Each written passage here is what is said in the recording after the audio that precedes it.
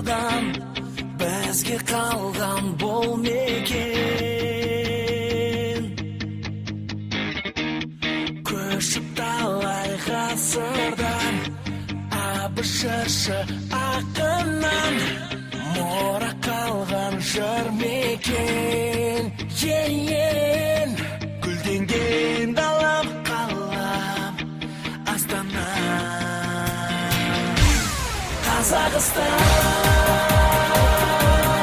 ашық аспан,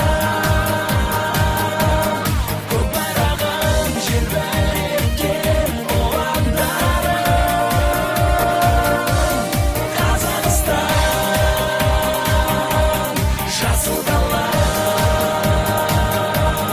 ғажап отан, көркейіп елім менің.